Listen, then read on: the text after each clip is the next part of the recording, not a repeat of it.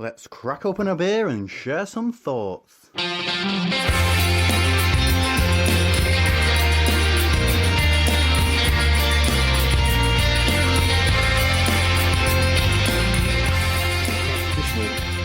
Nose and feel to it, actually, hasn't it? It's quite almost. There's a bit biscuit. Finish is interesting. It's really malty. Yeah, biscuity malt, Malty, digestive. sweet on the finish. Yeah, sweet digestive biscuit. Yeah, It's definitely what I'm getting. a little bit floral round the edges. I want this one which grows in you a little bit because initially it's not quite what I was expecting. I had to admit. Well, I was quite surprised being a white IPA from fairly limited experience of this style in the past, I have to say. They're always a little bit cloudy in their appearance. Which is what you get the natural haze from the wheat, isn't it? Yeah. Which is what when you know your Vice beers and stuff like that. But this one has got there's no haze. No, it's clear. It's crystal clear. Well, I'm not saying it's a bad thing. I suppose with wheat beers, I've had a few wheat beers which are quite clear. But yeah, this is a white IPA brewed with loads of wheat and oats, but we're not really getting the haze which you might expect. No, but it's really well balanced. It's very well balanced. What's the ABV on this?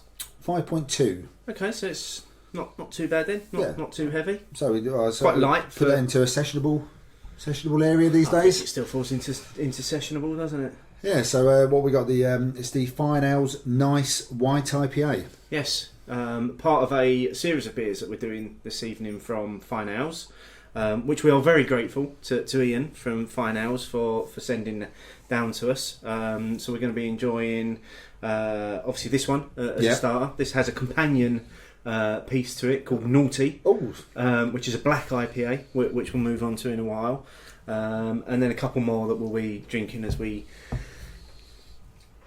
trudge through tonight's return podcast. We're back. I don't know whether trudge is Trudge is a bit. word. Yeah, I think it's a bit harsh with that one. Fly through, Flow. race through, Flow. flow through, Sounds skip better. through. No. Okay, No, so where's yeah, the skipping coming from? we are back. We've had a bit of a break. Yeah, 4 weeks or so, I think. Yeah, and now we're back. We are. So Been looking forward to this, actually. Me too. I've kind of Monday nights haven't been the same.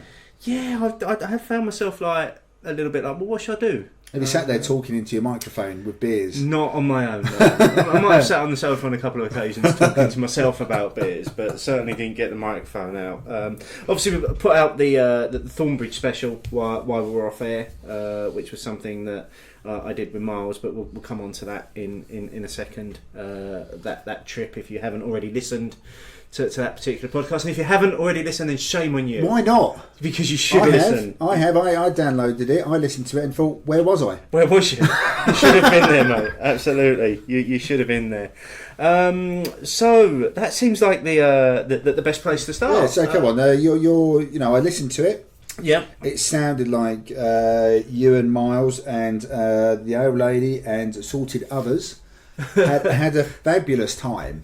We did indeed. So the Thornbridge one was this was the lot that you and Miles bid for on the big beery night last November, wasn't it? Yeah. So for Macmillan Cancer, what wonderful reason to do it. The lot at the time sounded amazing.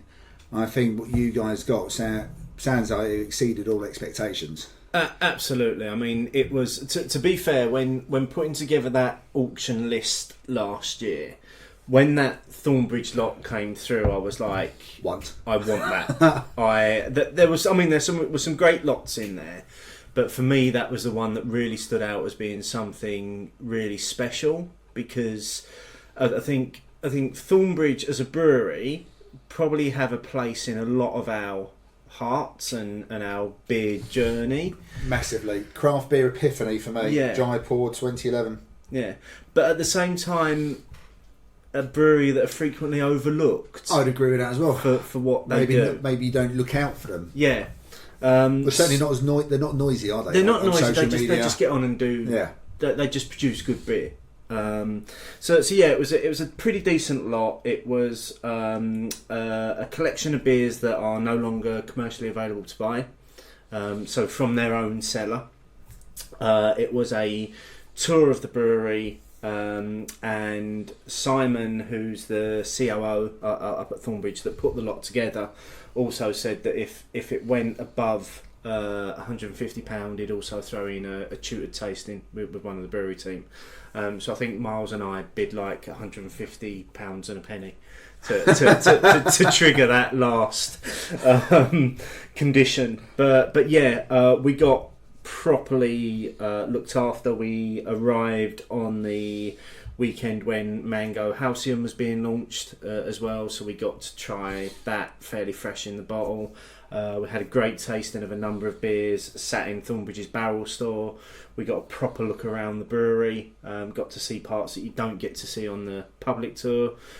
Simon took us up to Thornbridge Hall as well, where it all started. Got to see the original brew kit up there. Which they still use, don't they? Still using it to produce predominantly cask beers up there for the local market as well, because obviously Thornbridge sell massive volume to the local market in cask. Because you don't see it that often, the cask getting out of the local area, do you? No. So occasionally, I mean, you'll see it in London. The place where I generally tend to see it is in the Craft Beer Co. They've obviously got a tie with Thornbridge to supply their beers. So yeah, got to see Flora as well. Oh, the old statue. The statue when I had a coat with Flora.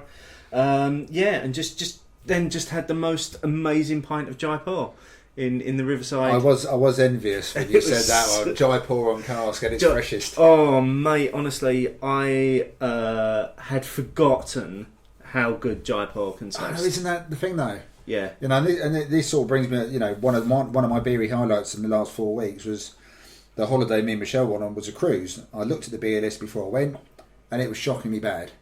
Got on the boat, saw the beers that they were sort of advertising, shockingly bad. And then Michelle spotted Jaipur on the beer list. For the win. And I went, no. So I went up to the fridge to look. just to check. Just to check. Make sure, yeah. And it was there. Brilliant. And I drank copious amounts of Jaipur on the boat. And I think I actually messaged you to say, you know, this is something that they're going to continue doing. And apparently they are. Yeah. And yeah, I was having it in the bottle and I was loving it. And then you went, I'm having on cask. There. And I thought, you bastard. And I must admit as well that it probably went in 3 gulps as well. It tasted that good. I'm not so. It is, but it is so overlooked. You are right. It's not just that bit which is overlooked, because Thornbridge have been there for so long. I said I discovered them, and they were 4 years in by then already. Yeah. When I discovered them, and whenever I have a Thornbridge beer, I enjoy it. Whenever I go into, like, say, the craft beer company and I see a Thornbridge beer, I'll think, oh, I'll have a Thornbridge. Mm-hmm. Last year during London Beer City, they had a tap takeover. Yeah, they took over a whole pub, didn't they? They took over the whole tap takeover. Yeah. And I under the auspices of the Beer Tasting Club, me and Clayton went there with a few others, drank a few other people to make it sound legit, and tried to drink as much Thornbridge beer as we could. And again, it was all fabulous. They make some stunning beers, but yeah, for whatever reason, maybe they don't need to. I don't know, but you don't really hear as much about them. You don't, and I think it's interesting because also recently they've just obviously they've started stocking Tesco now. Are stocking the bigger Tesco's, are certainly stocking Jaipur, Tart, Wild Swan, and Chiron. As well as 4 core beers that you can get in Tesco's, and one of the things that Simon was saying to us while we were up at the brewery, and I think I might have edited this out of the podcast because we had some sound issues picking up Simon, but he was saying that Halcyon and Cocoa Wonderland are about to go into Waitrose, exclusively stocked in Waitrose. Because they've always had their beers. They've always had in Waitrose, haven't they? That was the first time I ever tried the Thornbridge in a bottle, was from Waitrose. Because they do the homebrew competitions through Waitrose as well, isn't it? Yeah. So, and I was like, Halcyon in Waitrose. Interestingly, the bottles on the boats for both Jaipur, and then I discovered that the sports bar had Chiron, were 500s. Oh, okay. So apart from still going through the old stock, maybe. Yeah, but this was still had a date of December. Yeah, they put 12 months on all of them. So, more than happy for me to be stuck on a boat with 500s of Jaipur, trying to drink the boat dry of it. But again, having visited the brewery, their quality assurance is second to none. They take any beers that go out to the supermarkets. They then take a sample of each of those beers and they put them in their lab, and they just put them on the shelf. What you were saying, that sounded brilliant, didn't it? And check it 1 month, 3 months. And they just let them age on the shelf because they treat them like a supermarket's going to. And they go back and they taste them to see how they develop over time, and it's just that attention to detail. To detail. Same as the actual bottling plant which they had recently installed as well, isn't it? I mean, that's it looks like some sort of CSI lab. It's fantastic. We got a look around it, and Simon was saying that each part of it has been designed so they can bolt another bit on to make it more efficient in the future. So when they find efficiencies, they can just keep bolting on to make it a bit like a Meccano kit or Lego or something, isn't it? Yeah. And the key one, like, because we were obviously saying to them, questioning them about cans or would they just say that for the sheer hell of it then? Well, I kind of no. I wanted to have a discussion because obviously cans are very much the way to go. It's the way that everybody's going right now. Everybody seems to be putting. They've made it quite clear in the past that they're not interested. Yeah, Rob, isn't it? Yeah, he's made it quite clear in his previous blogs that. But did they have a scientific reason? It's something to do with oxygen getting into the can. Apparently, their bottling machine is so efficient that between the bottle being CO2 purged, filled, and capped, it's about 0.06 seconds for oxygen to get in there. And they were saying the fastest canning line they've found does it in about 2 seconds, and that's just a second and a half too much for them to handle. Blimey! So I mean, that is attention to detail. Absolutely, that is attention to. Yeah. And I can't fault. I can't fault their beers, whether that be cask, keg, or bottles. And what I've had before. I suppose, like a lot of people, I'm just a little bit sad that the bottles we can get these days are 330s. They don't seem to, and there are times where you just want that little bit more than what you've had. But it's they've got their reasons. I know, and I understand that you can get a lot more 330s bottles stacked on a shelf. The off license local to us in Shenfield has now started stocking Thornbridge, and they've got quite a good range, and they can get a fair number of their range on the shelves because they're not so bulky. Well, they fit in. Yeah, so no doubt it's reason. I mean, like I said, it did that as a beery highlight. That's not a bad one, is it? It's a massive highlight, and again, I just want to express my thanks to Thornbridge and to Simon for sorting out that auction lot and for properly looking after us on the trip as well. It was an absolute delight to do that. So, thank you so much, guys, for doing that. But yeah, while I was up in that part of the country, we did base ourselves in Buxton. For a specific reason. What reason would that have been? That would be to go and drink all the Axe Edge from Buxton Tap House. How did the Axe Edge go though? It was fine for the first couple of pints, and then I think we hit a dodgy part of the keg because we got a couple of very, very murky pours on it. But to their credit, we went back in there the following night, and it was crystal clear and tasting amazing. Good. Again, so Axe Edge still absolutely on form. I still haven't been. You've been to the Tap House a couple of times, haven't you? I think that's the third time I've been there. Yeah, I still haven't been. Yeah. And on the Saturday night, I mean, it did just get ridiculous on there on the Saturday night. We were joined by... We met Cy and Leanger in Manchester on the Saturday because we popped into Manchester for a few. We met up with Mark Johnson. Connor Murphy came over as well, and we had a proper session in the Tap House on the Saturday night where things just got silly. Worst places to have a session though. We finished with something like a 5 or 6 Impy Stout run. We went through all of the Rain Shadow, Imperial Rain Shadow. No, we went through all the Tsar bombers that they had on offer in there, and then did Yellow Belly and Yellow Belly Sunday, and it was it was a big end to what was a very big day. But it did sound cool, and like I said, I mean, to have the Thornbridge as just part of that as well. Thornbridge on its own would have been enough. Yeah, but we wrapped a whole kind of weekend around it, and like I say, we popped into Manchester, got to pop into Beer Nouveau and say hi to Steve and see what he's up to. Popped into the Cloudwater Barrel Store, their new tap room, as well, which Didn't really do it for me. I've got to say, it was a bit cold. It was a bit dark. Music was a little bit loud. We were sat under the speaker, fair enough, but it was still a little bit loud for me. What I did like about it though was price of the drinks all the same. So you pay £3 for whatever drink you want, and then dependent on the ABV, depends on the size of the pour you get. Okay. So that's fairly decent. Makes it simple. Makes it simple. Makes you it know, very simple. at least you can budget for that, can't you? Definitely. You can definitely budget for it, and you can have a rough idea if you've been once or twice or been to other places, you probably get a rough idea of what you're expecting to get pour wise. Yeah.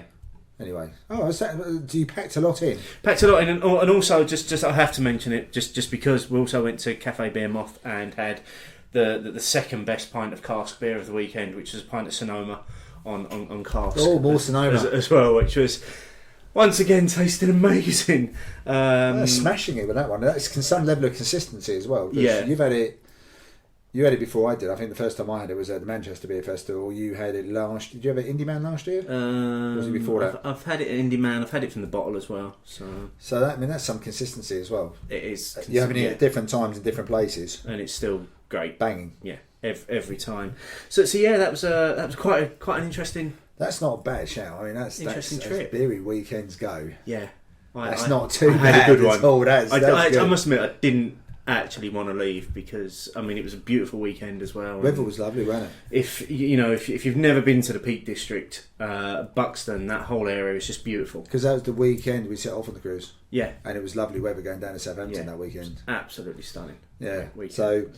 So my like I said, my Jaipur has been my epiphany beer to find it on the cruise when all I was expecting was Doom, Pedigree, Pride, or and I've had these in bottles before, but they wouldn't sustain me for a week.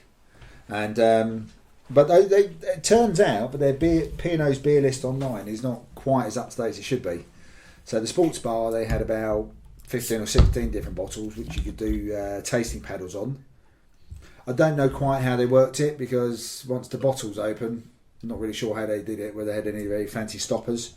But a couple of highlights for me was, apart from the Chiron, was Jolly Ollie from Harvey's, specially brewed for one of the bars on the P&O cruise. Okay, so it's nice to find those sort of exclusive little beers, isn't it? A pig to check in on Untapped because of lack of Wi-Fi signal at times. I was going to say, what, because it didn't exist? Or? Well, no, you could pay an extortionate amount for Wi-Fi, but you couldn't. If you had two people trying to use it from the same room number, you had to kick one of you off. Oh, okay. To use it. The Jolly Ollie was lovely. It was, it had like hints of orange. It was a really tasty beer. It's probably one of the best Harvey's beers I've had actually. So if I saw it again, I would definitely go for that. 5% golden ale, and they also had Rocky Head Pale Ale as well. Okay. So I ended up feeling quite spoiled by the beers I had available to me on the cruise. So that was a very pleasant surprise. With Jaipur obviously being the top one there, and then. Our last day ashore before we came back to Southampton was in Cherbourg. Had a bit of a wander around as you do. Weather was lovely, and I was marching us back towards a brew pub I'd spotted early in the morning, which was closed before we got a coffee. And Michelle spotted some beer in a window. Turned out the window led to a beer shop, which you could sit in and drink beer. Brilliant. So we stayed there for about 3.5 hours. Good find. I've written up a short blog about it with a few pictures on there, which we'll link into the show notes. But it was lovely, and it had only been open for a month as well. So a month previous, we wouldn't have found it. And the woman in there really did know her stuff, had a fantastic range, and did a lovely cheese board as well. Oh, cheese and beer. Yeah, you can't go wrong, can you? And then I spotted the meat board. I was like, oh, why didn't I order that as well? But a fantastic range, and she was really lovely. And basically, all the beers available for takeaway, and there was a certain amount of beers. There was a couple of beers on tap, and there was also a certain amount of beers which she was selling for you to have in there from the fridge as well. Good prices, lovely place, and that was well worth a find. If for any reason you're in Cherbourg, pop in. The place is called Beerz, Beerz.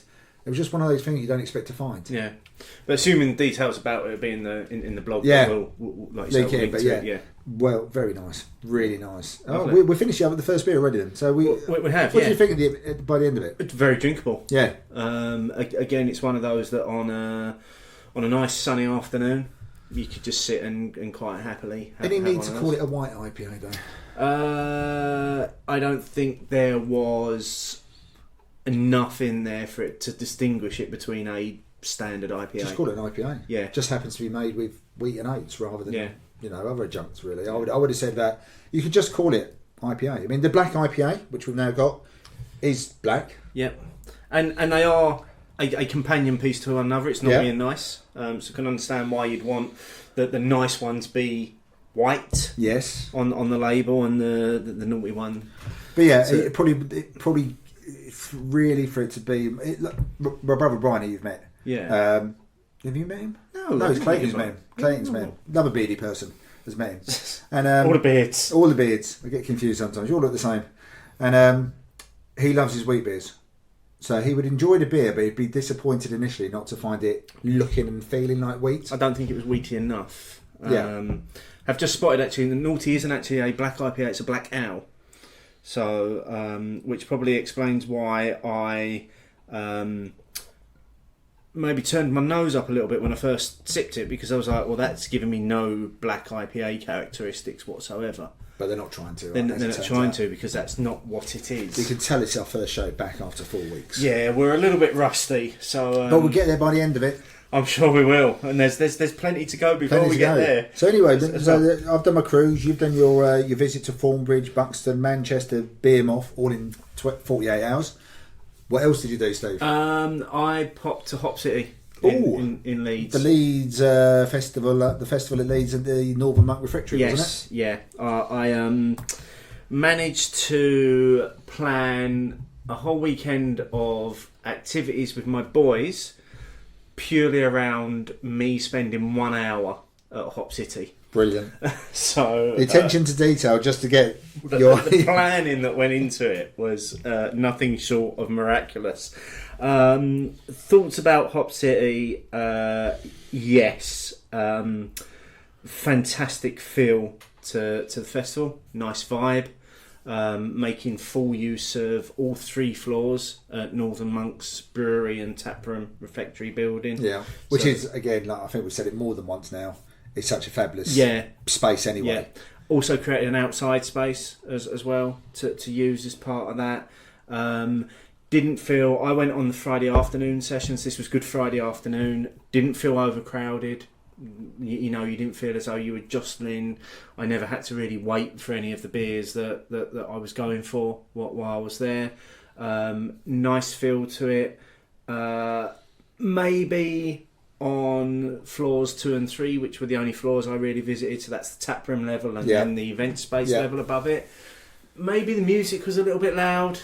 But that just seems to be a general bugbear of ours. Yeah, but we did have a bit of a general discussion before you went, didn't we? Online on Twitter about this, didn't we? I think we went a bit back and forth, and we were saying that, you know, my thing has been, it's not about the no music. You know, it's about, if you're going to have the music, it's not a music festival, it's about the beer, and people aren't going there for the music. If you had no music, I don't think people would not have turned up at Hop City. No. So yes, by all means, if you want to showcase some local talent, and it does seem that brewers and music there seems to be a synergy between the two. Again, fine. We have our passions. We did the geek episode last time. Yeah. You know, if we were holding a beer festival, we'd probably be having geek stuff on the TVs and stuff. But I would try to keep the volume down a little bit. Now there's an idea. Our perfect beer festival. Yeah. And I would have the volume down a bit though. You better hear it. But it wouldn't be... It's not the main attraction. I wouldn't want it to be the main attraction. I wouldn't want it to overshadow the conversations I'm having. Or if I wanted to ask a few questions about the beers. I wouldn't want to have to shout and stuff. So yeah, maybe a bit of a shame, but sounds like you had quite a positive experience from it. And from what I read as well. I had an amazing experience from it. I literally, a deal I negotiated with my lads was that I could have 4 beers while I was in there. So I got 4 tokens for a tenner, which isn't too bad. Yeah. And so they were third pours. Okay, so that's fairly much in line with Indie Man, isn't it? Yeah. If you had bought 20 quid's worth, you would have got 9 tokens. Okay, yeah, this is fairly much in line. So you get an extra token. And yeah, so I had 4 beers.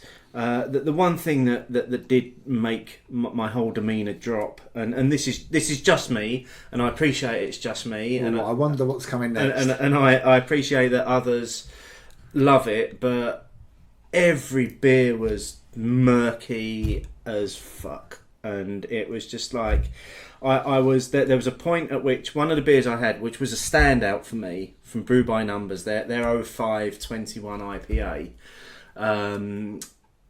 only had a hop haze, so you could see through it, and I just found that so refreshing to find a beer that looked like that and had a different mouthfeel to everything else that I was drinking. So while I appreciate that the festival was about showcasing the best of hops, I'm not sure I could have done much more than a whole session there, because I think I would have got fed up with that style of beer. Well, if you're basically going down, so I mean IPA can be quite wide, but they've sort of narrowed the field down deliberately or otherwise, and yeah, I reckon you would struggle. How long were the sessions roughly then? So it's a good Friday afternoon session. I think they opened at 11. They either opened at 11 or 12, and it was through till, I think last serve was at 3:30, finished for 4. So it was about 4-hour sessions. Okay. So I could have probably done a full session, and I probably would have been very happy doing a full session. But I know some people had like weekend long tickets, and they got the most out of it, and good luck to them. But as an event, none of that takes away from how good the event was. Well organised. Well organised. Like I say, nothing felt like it was too much. It was a different experience for me because it's the first time I've ever gone with my kids, and I was on edge the entire time that I was there because I was worried about them. But I didn't. My expectations weren't of anybody to change their behaviour because there were children there. And I even said to them, I said, look, when we go in, you're going to hear swearing because it's an adult environment that you're going into. But they just kind of sat in the corner on their tablets. Most people would have gone over their heads anyway. Yeah. It's the same with, let's say if you go to rugby, but definitely when I, been taking Michael to football on and off since he was fairly young and stuff, and I'm like, there's nothing I can do. You can't control other people's behaviour. No, it's completely out of my control. But again, it's baby steps for you. First beer festival you've taken them to, you managed to, they did well out of it. They did very well out of it. The rest of their weekend, if people are interested in hearing about the rest of their weekend, I'm not going to bore you with it now, but hit me up on Twitter and I'll tell you what else I packed into the weekend. It will take more than 140 characters. Just so that I could get that 1 hour at Hop City. So if they've got any sense, they'll have learned from this experience. And they know how to play Dad. Yeah. They know how, Dad, you can have 1 hour and 5 minutes next time. but this is something that I'm keen to revisit in a future show because obviously we've both got kids and we're both into beer, so I think it's something we'll come back to rather than getting happy to do that another time. So that covers off our beer adventures, and there was somebody that commented on the last show that said it was the longest ever intro before we actually got to the news. I think we've just topped that. Yeah, it's a bit like those American TV shows where you've forgotten the intro hasn't even started previously. yet. And this is a mega previously on. We've got 4 weeks of stuff to pack into the opening. Should have expected it. Yeah. So what do you think of the naughty black ale from Fyne Ales? I'm actually really loving it. Oh, okay. I'm actually really enjoying it. Are you getting the dried ancho chilies? I'm not getting any peppery burn at all, but I am getting dryness. And I'm finding it very drinkable. I've actually slowed up.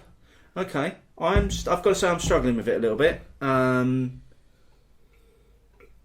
you've mentioned pepper, maybe a little bit on the nose, but I'm not getting anything in the flavour. I think for me, maybe I'm going a little bit on the labelling, but the black ale is a bit of a meh. Well, what are you? But are you a stout? Are you a porter? Are you an IPA? But you get those ones which are described as Cascadian dark ales, don't you? We've had we've had those before. So, but this isn't an IPA. This isn't a black IPA, is it? So no, you can't go that far. There's not enough for me. There's not enough hop characteristics. No, there's that piney feel that I'd expect from a black IPA. No, there isn't that going on. But I actually think it's quite a drinkable beer, though. I'm not necessarily with you on that. Okay, but tastes differ. Yeah. Well, I mean, what's this one coming at? 4.4. I feel like it's got more than 4.4 in it, though. Only 4.4. Yeah. I feel as though I'm surprised because it feels bigger. It feels bigger than that, doesn't it? So it's got a good mouthfeel, good body. I think it's got quite a lot of flavour. I mean, maybe it's a bit cold. Maybe we've served this one a bit cold because I mistakenly thought it was a black IPA. So you thought IPA bit will do a little bit cooler. No, Yeah. but I'm actually really enjoying what it's offering at the moment. But maybe the little bit of rich fruitcake that they describe on here and the subtle spice, maybe that would come through when it's warmed up a bit. Maybe we should park the rest of this bit for a minute or two then. That's probably a good. Let's come back to it. Yeah. Yeah. Let's be professional. Yeah. Let's let that warm a little, Yeah. and we'll revisit that. So we'll jump into. Should we jump into the news? Oh, have we not done that yet? No, Bloody hell. we're not done the news. Yeah, we're just over half an hour in, and we're only just doing the news. And we've got 4 weeks of news to cover in the next 10 minutes or so. Okay, so let's start the news off. Do you want to talk about the Scottish brewery? Briefly. Okay, so we're featuring Beerz from Fyne Ales this week. Yeah. They have got the Fyne Fest coming up in a few weeks' time. You didn't think I was going to talk about this Scottish brewery, did you?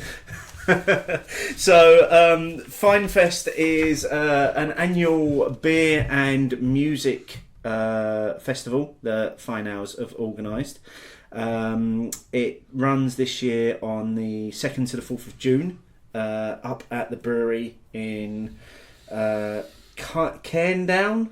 Yeah, I mean, this is quite far north they are, aren't they? We were both free on this weekend and we're considering whether we were going to make the trek.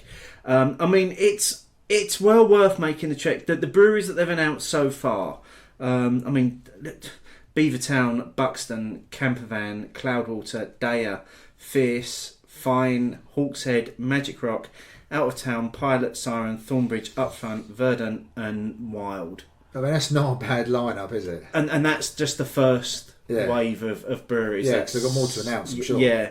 I mean, just from that lot, there'd be enough to keep you going for the weekend, wouldn't there? Oh, God, yeah. In fact, you might be lucky you might not even get round them all. I'm not sure you would because they've got so much else packed into it as well. So they're also doing they're doing some brewers panels where they're going to have brewers doing Q&As with attendees. About I assume about the brewing process rather than just your general Q&A sessions. They've got some special release beers that are being produced just for the festival that will only be tapped at the festival as well. It'll be the only place you'll be able to drink those. And they're going to be doing an on-site microbrew as well. So sounds like a great weekend. Yeah, because I think this has just grown and grown, their Fyne Fest, hasn't it? Yeah. Absolutely. It started out quite small, if I understand correctly. There's live music and there's camping, and you know it's a great weekend, but it's quite far north. Yeah, it is very far for us to get to, at least. It would almost be worth it just to have Jarl on cask, fresh. Cask Jarl, can you imagine? That'd be gorgeous.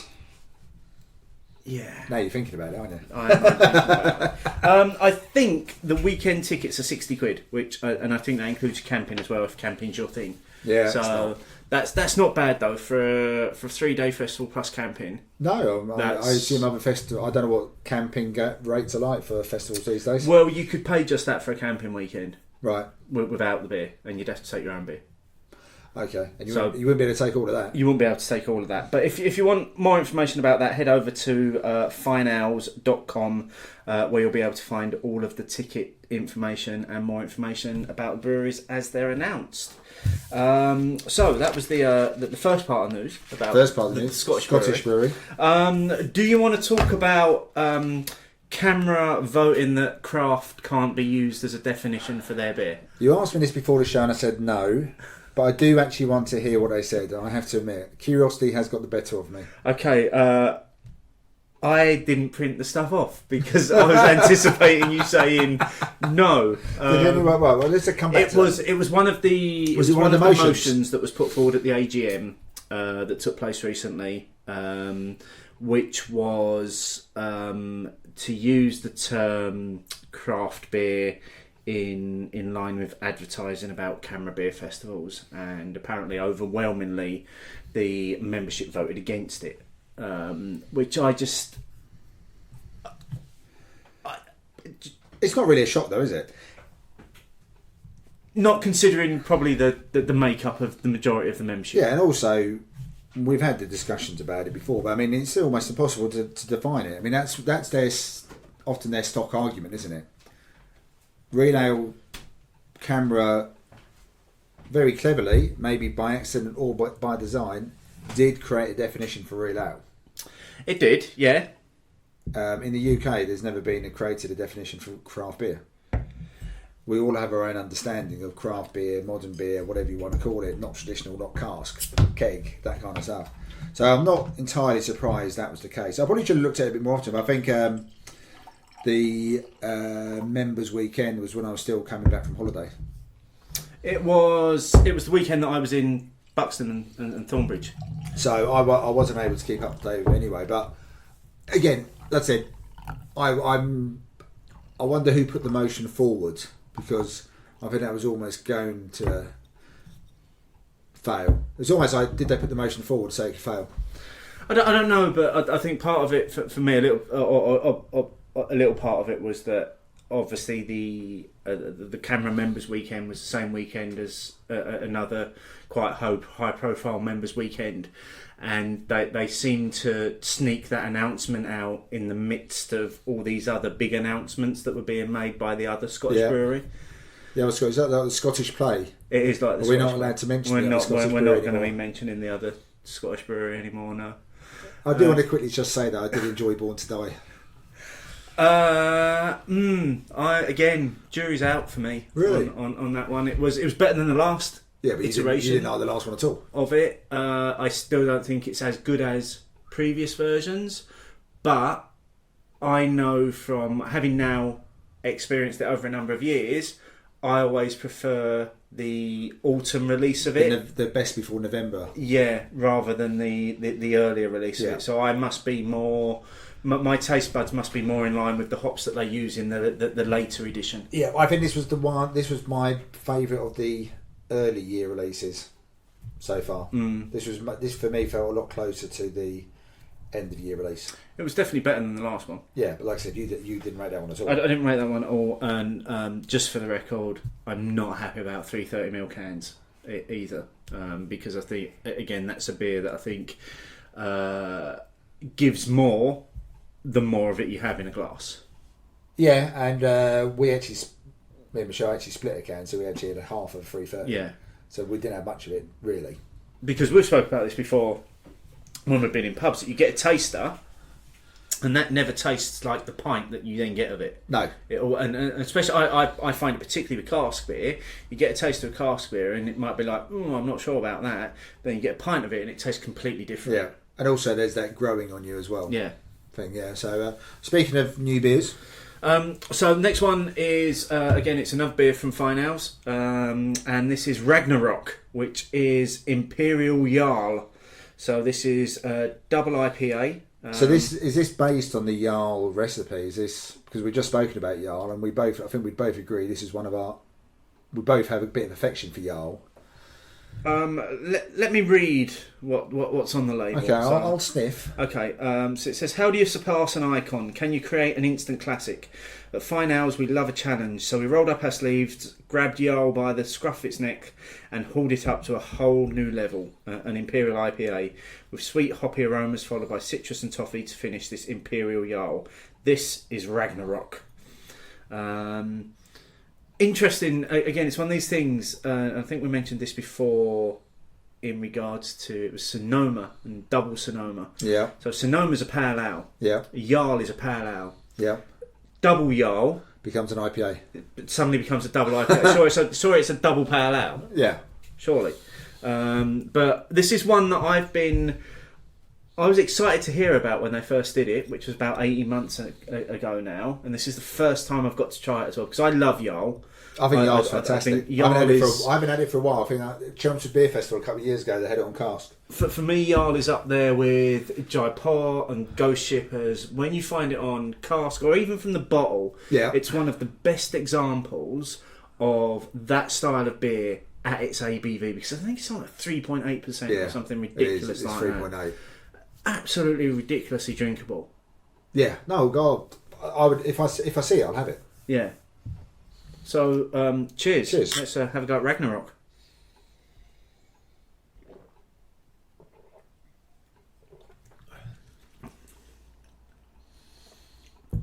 It's definitely got a sweeter chewiness about it.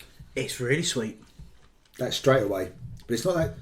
I know they said the word toffee there, but I'm not really getting that It's overt toffee. It's resiny sweet, but it's not that cloying resinous that you get. Why make me want to taste more though? It's incredibly drinkable, like it's a younger sibling. What does this one coming out? I didn't check the ABV. 7.4. Okay, so almost exactly double, just under double. Yeah. That is, on first sips and stuff, this is incredibly drinkable. It's very drinkable. It's worryingly drinkable. Yeah. Very dry actually at the end. Very dry. So this Again, it's that grapefruit kind of pithiness at the end there. I'd love to do what we did with the chance to do with Sonoma, is to try this keg versus cask. Oh yeah, can you imagine?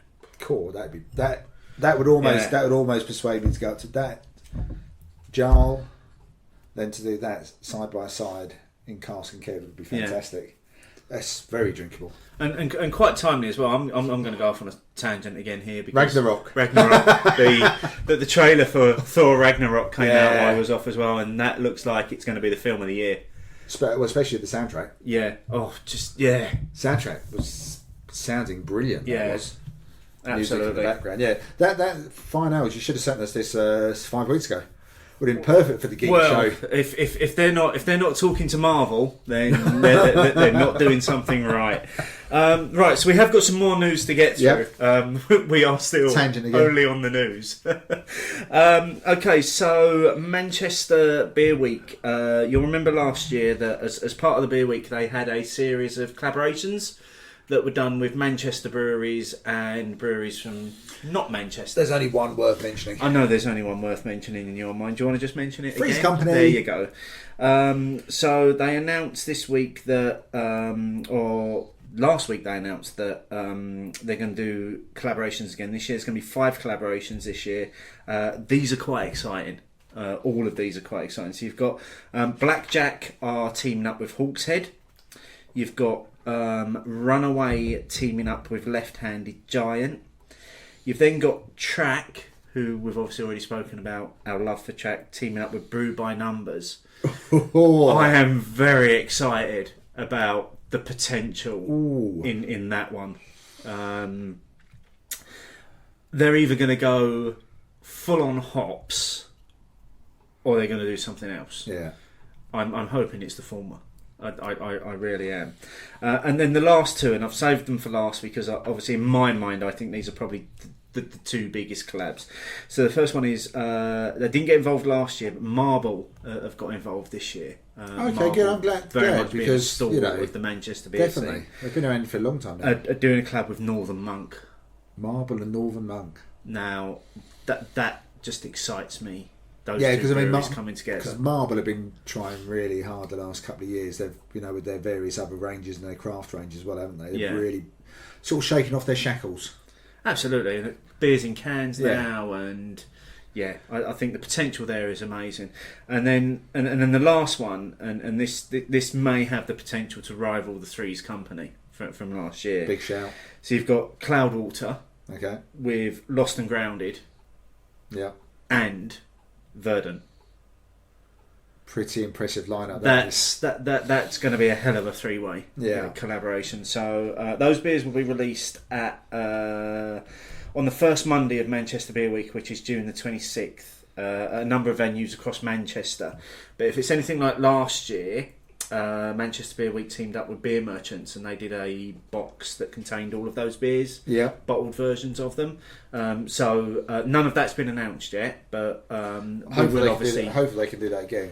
It would be great to get them out there. Good publicity as well. Yeah, I mean, I'm going up to Manchester Beer Week for the tail end of the week, so I'm hoping to find somewhere that's still pouring those, so I'll be able to give them a try. That'd be handy. Also news this week about M&S expanding their craft beer range even further. So they're now taking more of their craft beer range into Ireland. as well, Ireland and Northern Ireland. Introducing brands like Metal Man, who were featured on the Irish Beer Report before, into M&S stores in Ireland. Also, probably more interesting for the UK audience is they're about to put the Citra IPA, which is produced by Oakham, which for all intents and purposes is the hybrid bastard offspring of Citra and Green Devil. It's my original train beer. Yeah, that's going into 500ml cans. I'm quite excited about that. That's going to be your new train beer. It's going to be my new train beer of choice. So keep your eye out for that one. And then the last thing in this week's news is Camera again reacting to reports of pubs banning swearing as well, and this will form our opinions chat as well this week. So I think we're going to come back to that. Actually, we'll have Camera's view. We'll fit it in to the discussion. Somewhere. Did they not reply to our poll? No. What were you being a member as well? I know. I would have thought. Do they not know? Do they not know who you are? Yeah. So. Opinions, opinions, opinions, opinions. Following Sam Smith's but I maybe made a slight faux pas here. When I put Sam Smith, I didn't mean the singer. Sam Smith the singer is banned. So this wasn't Sam Smith the singer banning swearing in pubs. This was Samuel Smith's, the well-known Tadcaster brewery. That own their own estate of pubs. There are many of them in London, and there's some of them up and down. Of which I'm a big fan. Yep. They've, for all intents and purposes, have put out a ban on swearing in their pubs, which got some reaction. So going back to that Camera report, the original article was sent out on the 12th of April to bars in the north of England. So this was to stop serving customers who continue to use bad language across their 200 pubs, including a number of sites in major town centres. So Newcastle and London being some of those. And Camera have responded by saying pubs should be encouraging good behaviour in pubs rather than opting for complete bans on those who swear. So obviously we put out the question, so asking people what they thought to Camera's, not Camera's ban, Sam Smith's ban. Yeah. Did Camera get anything back, or the Morning Advertiser? Did they get anything back from Sam Smith's?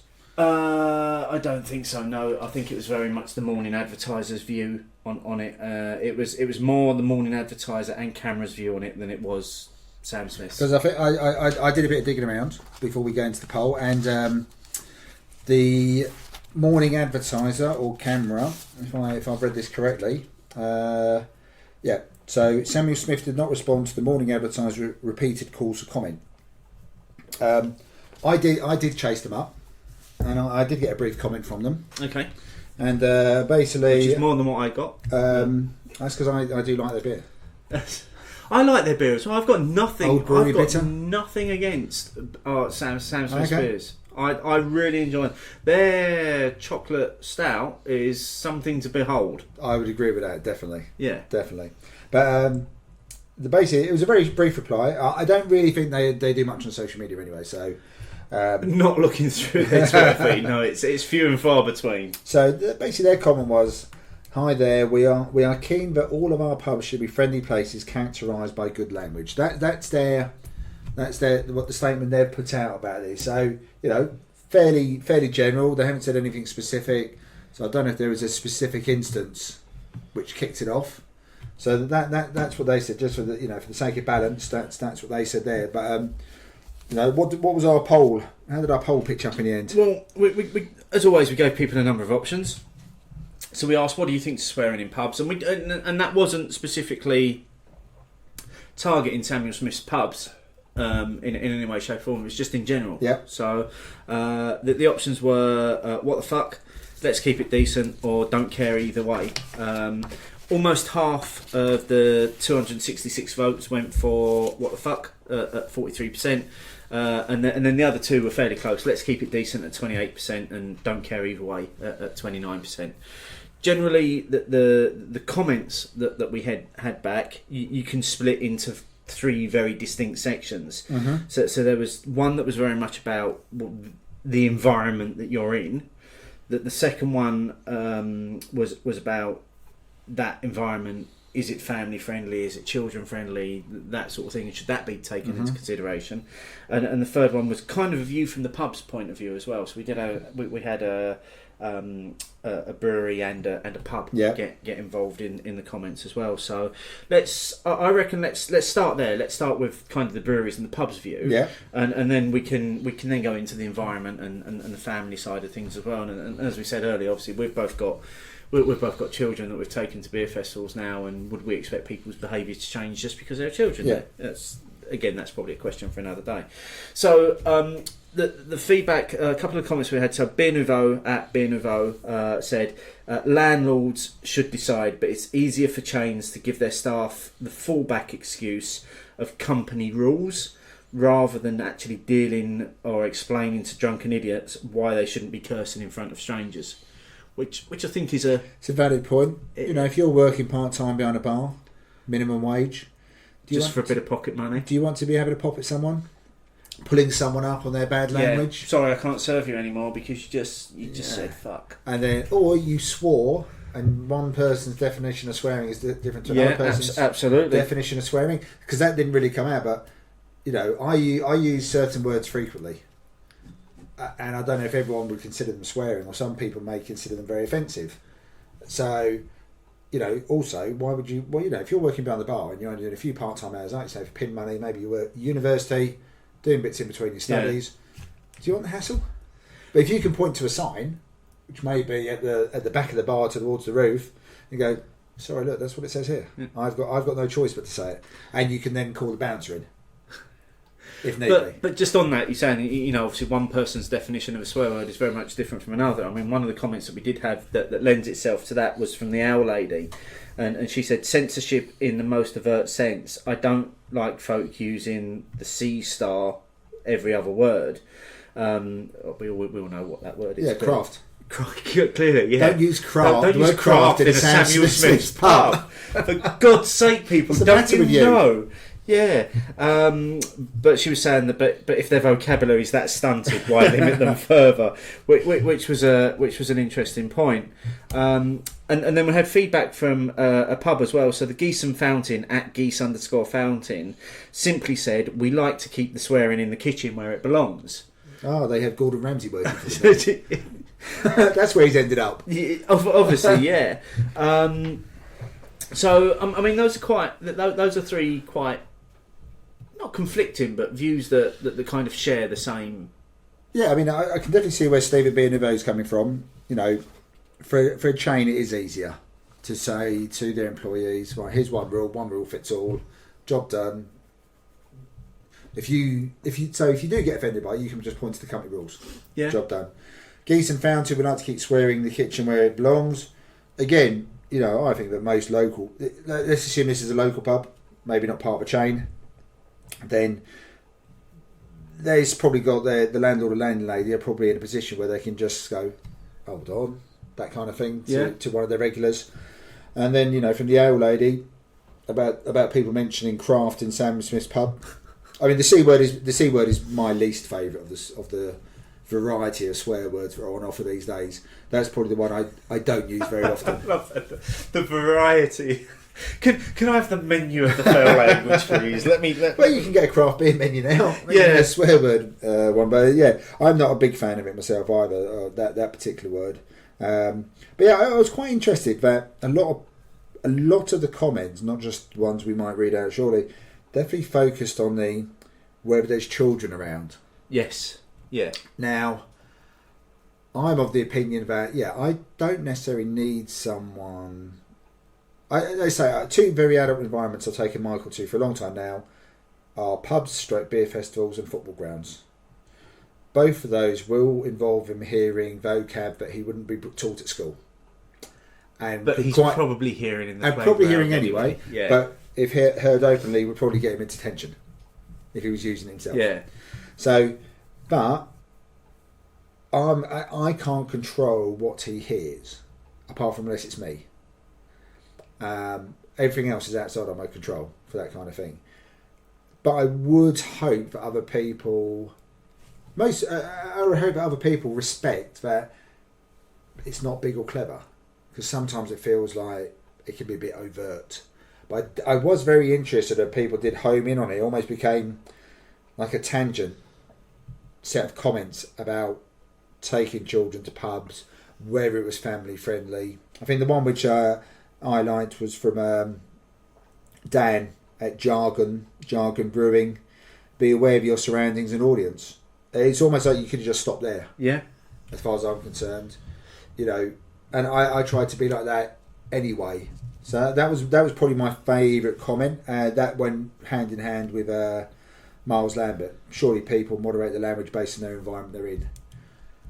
Well, you would hope so. That's how I feel, because I'm not perfect. We've swapped between us. We've already used a few expletives on the show tonight, and I was trying to be a bit more conscious of it because of the subject we were talking about. So I know, and I know that comes out at other times at work. I'll say the word bollocks. That's my default swear word. Is like bollocks. Put the phone down. Bollocks. That's the one that I will use at work. I don't consider it that bad. Someone else may be really offended by it, I have to admit. But I've never been pulled up on it. Blanket ban. Can't say I'm a massive fan, but then I'm quite happy about a blanket ban on smoking in pubs. So I'd be a bit of a hypocrite if I said that you can't have blanket bans about blanket bans.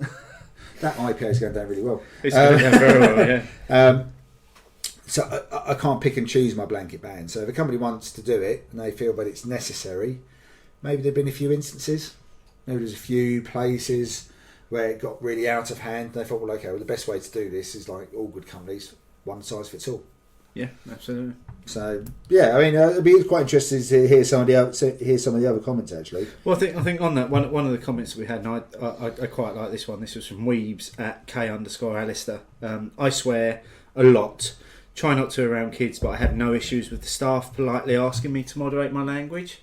So that's quite interesting, because that's somebody that's self-aware of their own behaviour, but at the same time are quite happy to be moderated for that behaviour, and just have someone say to me occasionally, just tone it down a little bit. Yeah, because I know that when we did the podcast collab with the guys from Beerz, for whatever reason, when I listened to that back, I definitely swore more on those two episodes. You were very sweary. I was quite sweary on those two episodes. Yeah. Now that could be purely down to the type of beers that Steve had been kept on passing over to me, and me deciding that I should drink all of it that he passed to me, or whether it was just the way I was feeling or the environment I was in, because it was very, there was just the four of us sitting there and Steve behind the bar.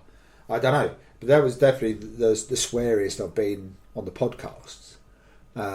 Maybe it's just those Mancunian scamps. Maybe it just but you do, don't you? You kind of you become part of the environment in which you're in. Yeah. So if you're in a group, and I do believe if you're in a group and there are a lot of people swearing, that actually the conversation ends up being like that. You know, more swearing. It does end up being a bit sweary. That's not to associate any blame to Tom and Ross for my swearing, but I think people can get drawn into it. Yeah. As well. But again, lends itself to another one of the comments we had. So Steve Russian said, like everything, it's okay in moderation. Excessive use of foul language or too loud doesn't make for a great atmosphere. And I think we've probably all been in an environment where there's been that loud group or that loud mouth in the corner. And that happens on I've had that on train journeys before, where there's a group of people and they think that's the only way to talk. Yeah. And that's the same as Market Million Bevs. I don't care in general, but it's when it's every other word that it's grating. Oh, let me do it. Let me do the quote, please. I was going to let you do that, because I've been building up for this one, because this is probably my favourite comment that we had. So Mark went on to say, and I've got to get my best East London Essex hybrid accent going for this. Fucking hell, fucking birds, fucking on my fucking case again. Well done. No, I was impressed with that. So yeah, that would get on my tits. Yeah, that's happening all the time. All the time, yeah. Because it's like, oh, for goodness sake. Because sometimes when you're in a pub, I'm quite happy hearing other people's conversations. You think you hear a little snatch of a conversation or something. Oh, that's a bit interesting. That would. It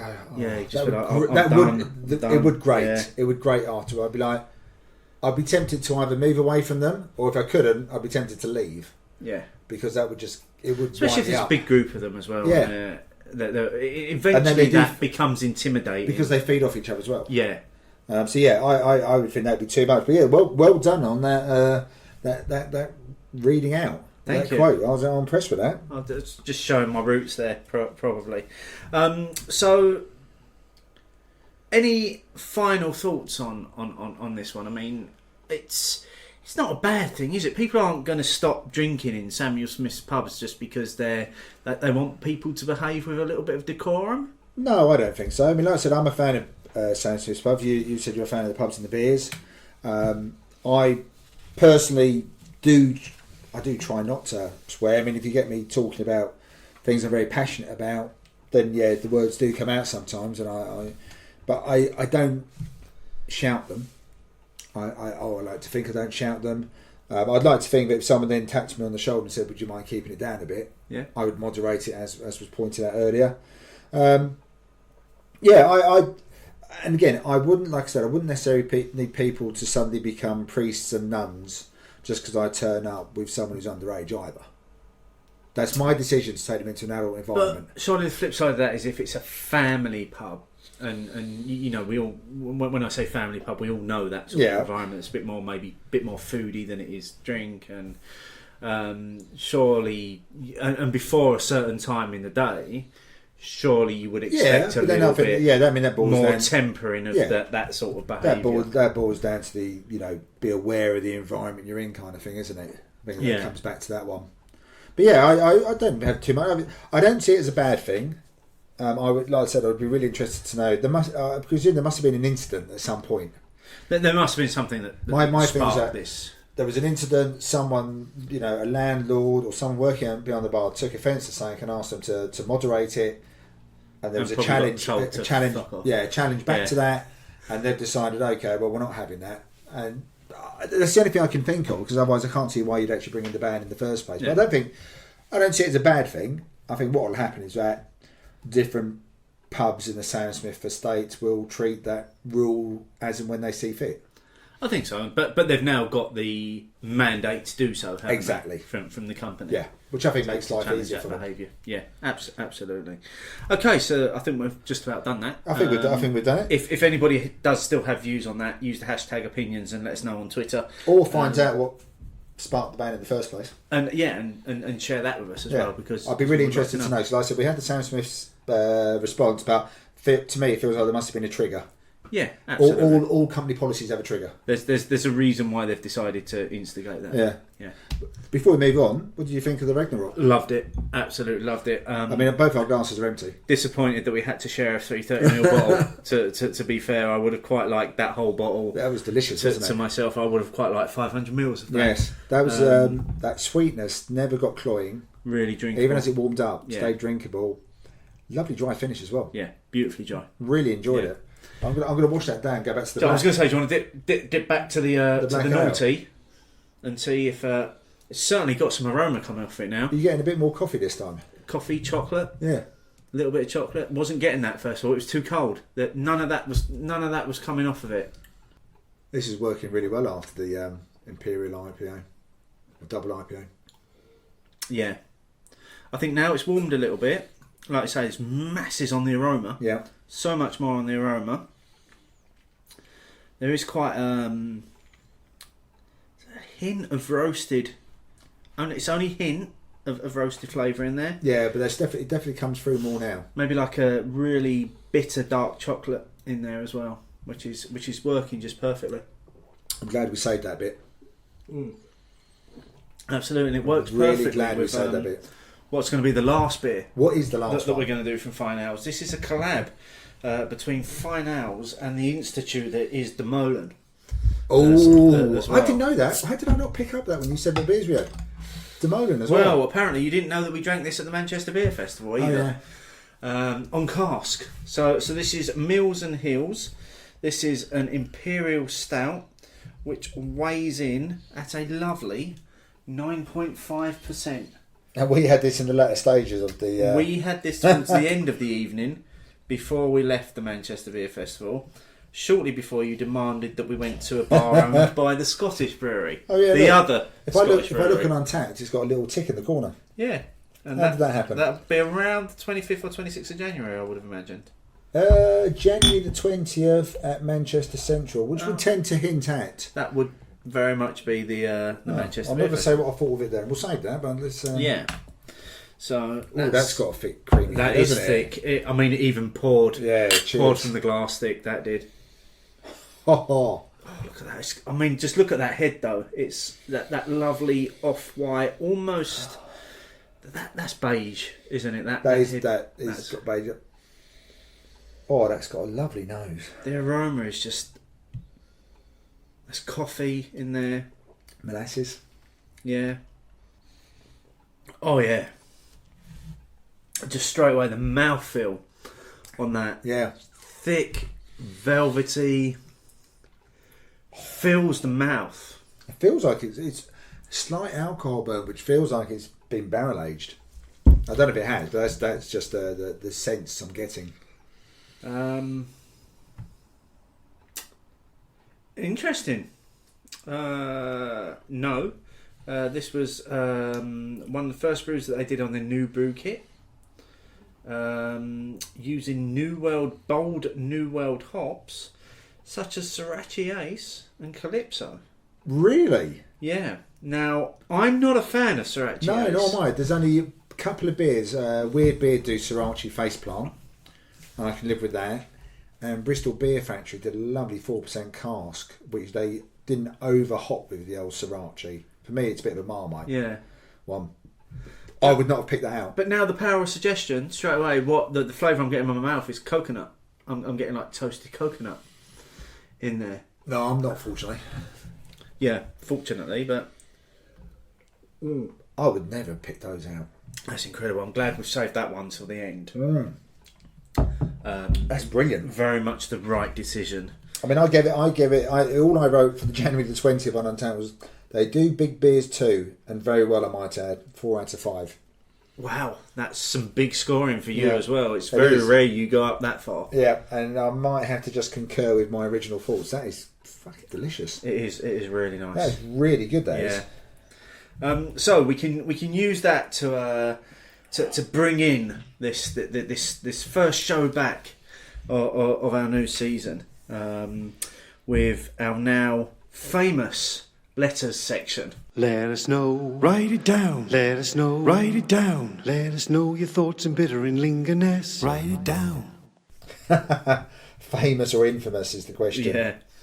So what have we got on our... So basically, all we've got this time round, and I wanted to focus on this as well, because at the end of the last show that we did, at the end of last season, we asked for some feedback around best supermarkets, because we were talking about supermarket beers and that. So we had a few people feedback as well. So thanks to all these people. I'm just going to name check everyone as well for taking the time to feedback. So the one that I love saying, drink, drank, drunk at Drink Drank Blog, who we now know is John because he's now including his name in his Very handy profile. Yes, Without that. So thanks, John. My local Tesco stopped flying dog vocation and Thornbridge for a week. Then had a refurb and reverted back to Foster's. That's a bit rubbish. How pissed off would you be? How gutted would you? One week you go in and you can pick up a couple of flying dog, maybe a couple of vacation. I think, maybe I'll pick 3 or 4 Thornbridge. Come back and you can buy a slab of Foster's. It's alright, I'll go back next week and get some more. Yeah. Oh, it's all gone. Yeah, can understand that disappointment. James at Gammon Baron, even when Tesco sell 3 punk bombers for £5, Booths are the best supermarket for beer. No, Booths are Yorkshire Northern, aren't they? They are a... Because I've never seen them. Northern supermarket. Yeah, I've never seen them down here. Again, I mean, that view concurred by Rob from Hopzine, who said best supermarket beer range in is Booths by a country mile. I've never had the pleasure of going to Booths, but apparently they literally have the best beer selection in the UK. Paul at UNRCD said, great pod as always. Thanks, Paul, for the feedback on the last episode. Loved the Scottish brewery rant. Is this just what we're going to say all the time now? Yep, it's what I'm going to say all the time. And love that I got a mention about best supermarket selection. For me, Morrison's do craft really well, which is I've been to my local Morrison's. They do have a good selection. I don't think their selection's as good as Tesco's. I think Tesco's are nailing it at the moment. Yeah, and it doesn't beat M&S either. Yeah, that's true. Which is next comment. Roland from Has Been New Boy have had Stone in M&S for a while. But not just Stone. Well, Northern Monk New World IPA. For me, walking into Marks and Spencer and seeing that on the shelves, I normally have a few off the shelves for that one. And then finally, Hoppy Hooper at Hops and Hoops. Toss up between Marks and Spencer and Tesco. Find the right M&S and you'll get a good range of UK, US and Belgian beers. But Tesco seems to have the range in more stores, which is... I think they are... In the last 6 months, they've really, I think the direct competition for me on their beer range is M&S at the moment. Waitrose have always had a fairly decent selection. Yeah. But M&S and Tesco seem to be at the forefront at the moment. Absolutely. I can't really pick between them much because I think they've both got some different ones as well. Because M&S tend to do a lot of their own label ones, but they're very well established brewers. M&S, yeah. Adnams and Meantime for a long time have been doing beers for M&S. So I think, but long may the battle continue.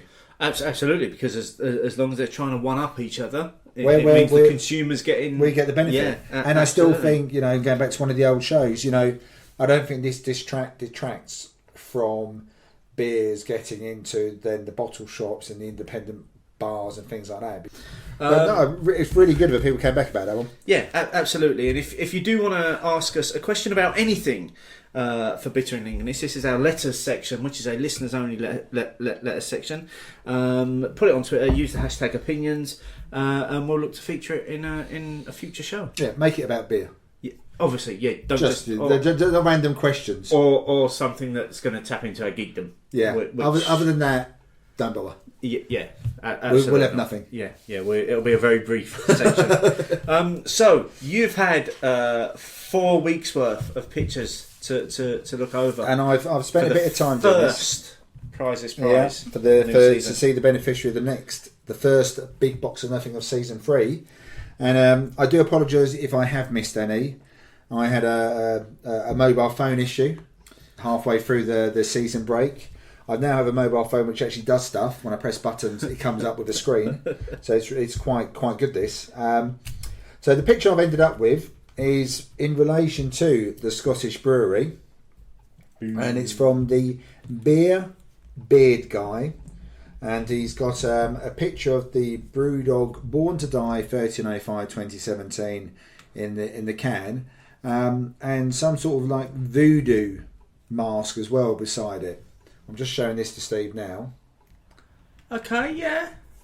So that was the one which really nice caught my colours. eye. Yeah, stands out. And that's what stood out for me. There's a few other notable shouts, and I will share them as well. So you'll have seen these online by the time you hear the show, anyway. But that's the one which really leapt out for me because obviously we've had a few big beer releases in the last few weeks, which we've not even mentioned.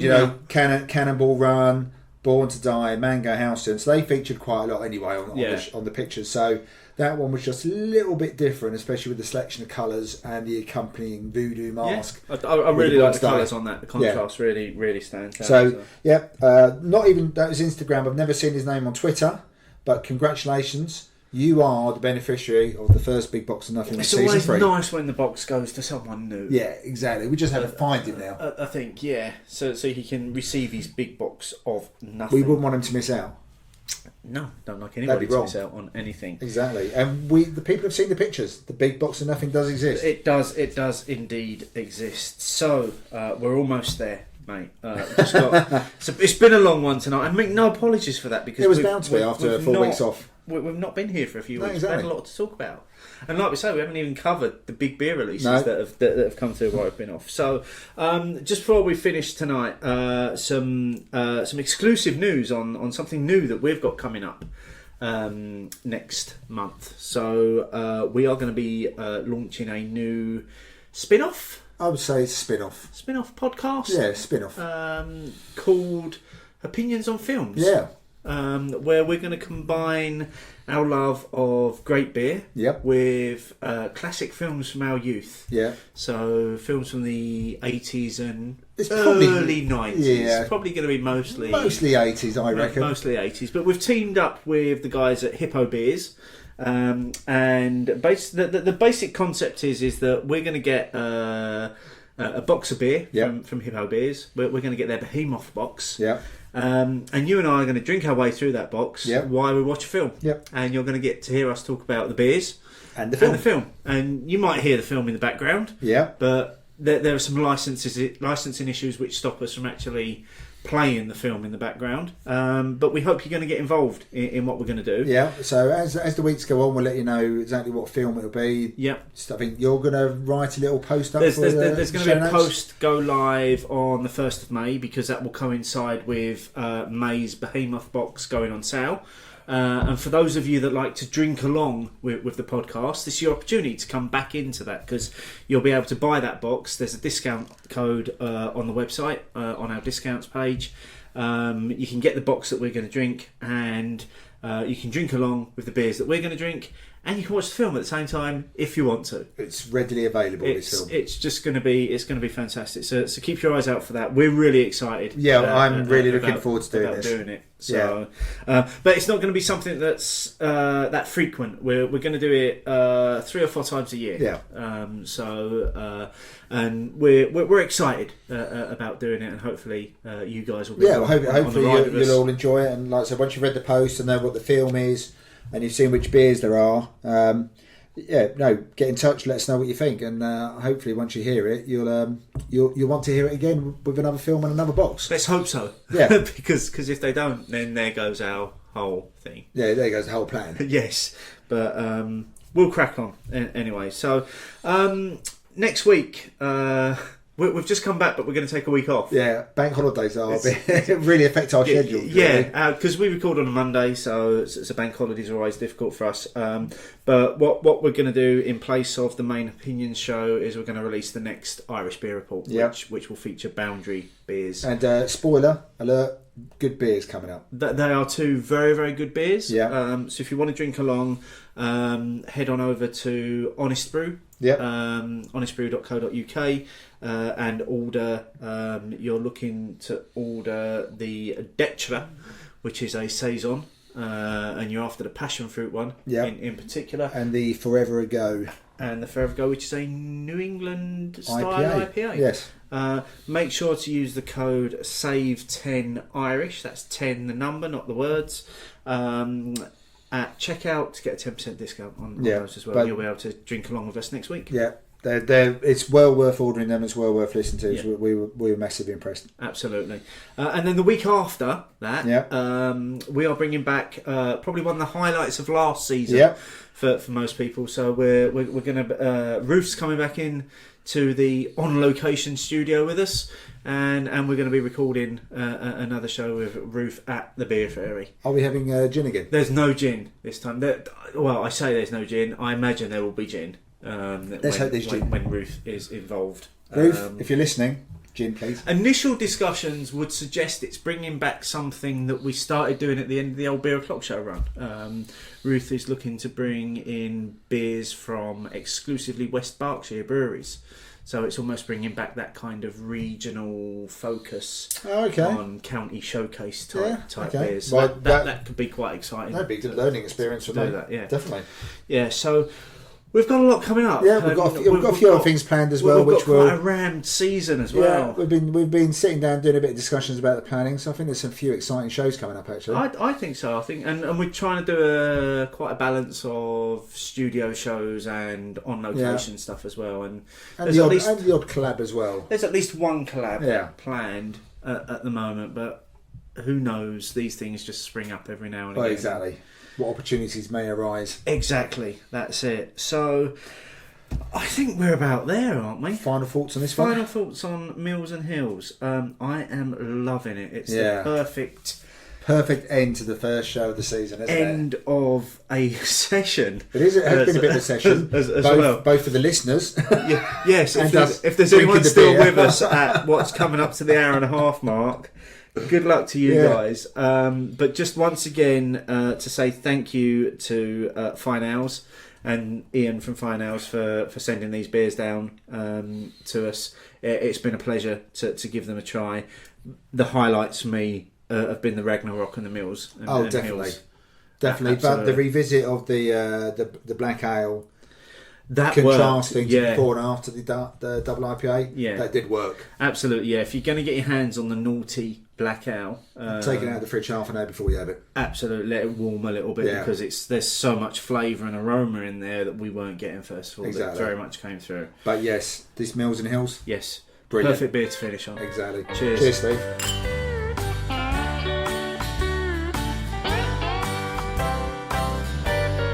Keep it clean.